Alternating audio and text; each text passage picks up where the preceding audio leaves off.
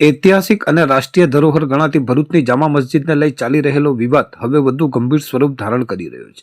તાજેતરમાં social media પર viral થયેલ એક વિડીયોમાં કેટલીક મહિલાઓ મસ્જિદ પરિસરમાં પૂજા કરતી જોવા મળી હતી, જેના કારણે મુસ્લિમ સમાજમાં રોષ ફેલાયો હતો અને તેમણે આ મામલે કાયદેસરની પોલીસ ફરિયાદની માંગ કરી છે. આ ગંભીર તણાવપૂર્ણ સ્થિતિ વચ્ચે હવે હિન્દુ ધર્મગુરુઓ અને સંતો પણ મેદાને આવ્યા છે, જેનાથી શહેરનું વાતાવરણ ગરમાયું છે.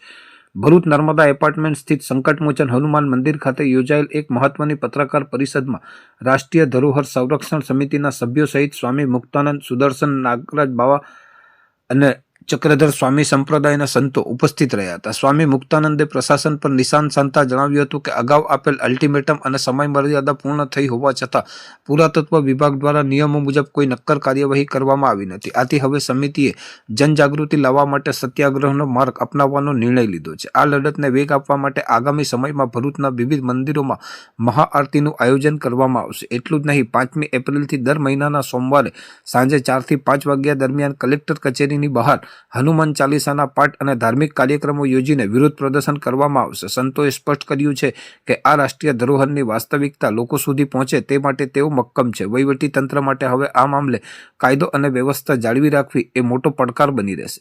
ભરૂચની આ ઐતિહાસિક ધરોહરનો વિવાદ નવો નથી, પરંતુ ભૂતકાળમાં પણ આ સ્થળને લઈ અનેકવાર ધાર્મિક અને વહીવટી વિવાદો ઊભા થયા છે. આ રાષ્ટ્રીય ધરોહરના મૂળ સ્વરૂપ અને તેની માલિકી ને લઈ બંને પક્ષો દ્વારા સમયાંતરે કરવામાં આવતા દાવાઓના કારણે શહેરનું વાતાવરણ અવારનવાર તણાવપૂર્ણ બનતું રહ્યું છે. અગાઉ પણ અનેકવાર આ મામલે પુરાતત્વ વિભાગની ભૂમિકા સામે સવાલો ઉઠ્યા છે અને પ્રશાસને અનેક આવેદનપત્રો સોંપવામાં આવ્યા છે. દર વખતે જ્યારે કોઈક નવી ઘટના કે સોશિયલ મીડિયા પર વિડીયો વાયરલ થાય છે, ત્યારે આ જૂનો વિવાદ ફરી સપાટી પર આવે છે, જે દર્શાવે છે કે આ સંવેદનશીલ મુદ્દાનો કોઈ કાયમી અને સર્વગ્રાહી ઉકેલ લાવવો અનિવાર્ય છે. ભરૂચની ઐતિહાસિક ધરોહર સાથે જોડાયેલ આ ગંભીર વિવાદના કાયમી નિવારણ માટે વહીવટી તંત્ર, પુરાતત્વ વિભાગ અને બંને પક્ષોના આગેવાનો વચ્ચે પારદર્શક સંવાદ થવો અનિવાર્ય છે. સમસ્યાના ઉકેલ માટે માત્ર પોલીસ ફરિયાદ કે દેખાવો પૂરતા નથી, પરંતુ પુરાતત્વ વિભાગે નિયમો મુજબ આ સ્થળની વાસ્તવિક સ્થિતિ અને કાયદાકીય મર્યાદાઓ અંગે સ્પષ્ટતા કરવી જોઈએ, જેથી ભ્રામક માહિતી ફેલાતી અટકે.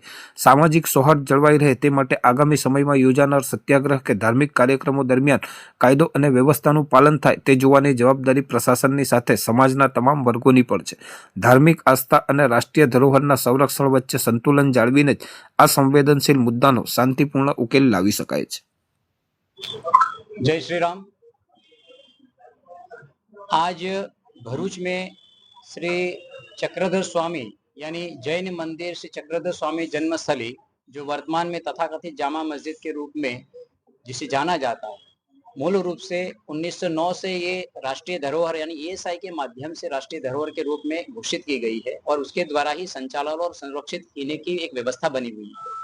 लेकिन इस व्यवस्था का सही रूप से पालन न होने के कारण समाज में जिस प्रकार का वैमनस्य बढ़ने की स्थितियां, घटनाएं घटित हो रही है और कहीं ना कहीं उसको लागू करवाने के लिए जो आंदोलन की एक दिशा समाज अपना रहा है, तो इस उद्देश्य के साथ आज हमने कलेक्टर साहब से और एसपी साहब से मिलना हुआ और एक प्रेस वार्ता के माध्यम से समाज को भी हम ये बात को बताना चाहते हैं कि आने वाले समय में यानी पिछली जनवरी में जब इस विषय के मूल रूप यानी इस राष्ट्रीय धरोहर के नियमों को लागू करवाने हेतु जब एक अनशन का कार्यक्रम किया गया था, उसकी अनशन के जो मुद्दे थे उसको प्रशासन माध्यम से और कलेक्टर जी के माध्यम से उसको स्वीकारा गया था और उसकी समयावधि तय गई थी 2 महीने की। उस 2 महीने की समयावधि में उसको ठीक करने की बात कही गई थी, लेकिन कुछ आंशिक रूप से जो कुछ बदलाव हुआ, लेकिन महत्तम चीजें अभी भी जस की तस है। तो उसको ठीक करने के लिए आज फिर से एक मुलाकात हुई। उस मुलाकात के दौरान आगे की यात्रा और आगे की जो भी गतिविधियां है उस विषय की चर्चा हुई। लेकिन फिर भी हम आपके माध्यम से ये कहना चाहेंगे कि आने वाले समय में यानी हमने जो अनशन स्थगित किया गया था, उस स्थगित अनशन को अगले महीने 5 तारीख के बाद और 1 महीना हम इसमें जोड़ रहे स्थितियों को ठीक करने की व्यवस्था से 5 तारीख के बाद इस अनशन की यात्रा को हम आगे बढ़ाएंगे और इससे पहले एक सत्याग्रह से संबंधित कार्यक्रमों की योजना जो बनी है, उस योजना के तहत हम जितने भी मंदिर ऐसे स्थान है उस पर महाआरती का कार्यक्रम करते हुए इस विषय से संबंधित जो तथ्यात्मक जानकारियां हैं उस तथ्यात्मक जानकारी समाज तक पहुंचे और समाज किसी अन्य विषय से भ्रमित न हो, इस प्रकार का एक कार्यक्रम रहेगा। और प्रति सोमवार को शाम को 4 से 5 कलेक्टर कचहरी के बाहर एक प्रतीकात्मक 1 घंटे का उपवास रहेगा, जिसमें हनुमान चालीसा और पुरुषोत्तम योग के पाठ के साथ इस प्रकार का एक सत्याग्रह का कार्यक्रम प्रति सोमवार को ये लागू होगा। और ये प्रक्रिया तब तक चलती रहेगी जब तक ये जो सारी नियम से उसका संचालन और कहीं ना कहीं व्यवस्था नहीं बनती, तब तक इसका कहीं ना कहीं हम जागरण का विषय बनाएंगे। यही विषय के साथ आज का ये हमारा प्रशासनिक व्यवस्था से मिलना और आपके साथ प्रेस वार्ता करना का उद्देश्य था। अस्तु, भारत माता। गुजरात राज्य के भरूच में पत्रकार वार्ता के लिए हम सभी सनातन हिंदू धर्म के सभी साधक इकट्ठा हुए हैं।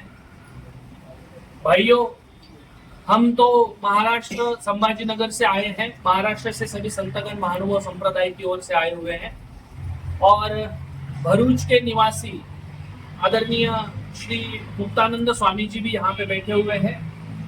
आज की जो पत्रकार वार्ता है, इस पत्रकार वार्ता के माध्यम से हम कुछ हमारे विचार और कुछ घटनाओं का जिक्र आज आपके माध्यम से पूरे समाज को हम देना चाहते हैं। भरूच में जो सनातन हिंदू धर्म की जो धरोहर है, जो एएसआई से संरक्षित है, भारत सरकार के द्वारा नियंत्रित है, ऐसा होकर भी एक विशिष्ट धर्म समुदाय द्वारा वहां पर उनके धर्म का आचरण होते हुए दिख रहा है। वहां पे कुछ इलीगल तरीकों से परिवर्तन किया हुआ दिख रहा है। वहां पे हिंदू धर्म की मान्यताओं का खंडन करते हुए समाज दिख रहा है। उसी बात को लेकर हमारी जो धार्मिक भावनाएं आहत बार बार हो रही है और नियम जो सरकार ने बनाए हुए हैं, उन नियमों को तोड़ने का जो काम हो रहा है, उसको लेकर सनातन हिंदू धर्म के ये जो संत है, संपूर्ण समाज है, निकल पड़ा है। 2 महीने पहले, 3 महीने पहले एक आंदोलन यहाँ पे अनशन किया गया था और तब माननीय जो सरकार के प्रतिनिधि थे, एसपी साहब थे, उनसे मुलाकात हुई। उन्होंने सबको आश्वस्त किया, स्वामी जी ने सभी जानकारी उनको दी और आश्वस्त करने के बाद कुछ समय दिया गया था, उन्होंने लिया था। और लेकिन फिर भी 100% जो मांगे थी वो पूरी अभी तक फुलफिल हुई नहीं है। हमने आज भी मुलाकात की और उस विषय में भी स्वामी जी आपके साथ वार्ता करेंगे, बात करेंगे। आगे इस आंदोलन को कैसे आगे बढ़ाना है और ये जो नियमों को पालन करने का जो आग्रह एक भारतीय होने के नाते हम कर रहे हैं कि सरकार ने जो एएसआई के नियम लगाए हैं, उन नियमों को एएसआई ने भी फॉलो करना चाहिए और हम लोगों ने भी उसका सम्मान करना चाहिए। कोई अगर सम्मान नहीं कर रहा है तो उसको सम्मान कराने लायक स्थिति बनाने का कर्तव्य हमारा दिखाई देता है और उसी कर्तव्यों को पूर्ण करने के लिए आज हम प्रेस में बैठे हुए हैं। मैं स्वामी जी से निवेदन करता हूं कि स्वामी जी इस विषय में आगे आपको विस्तार पूर्वक चर्चा करें।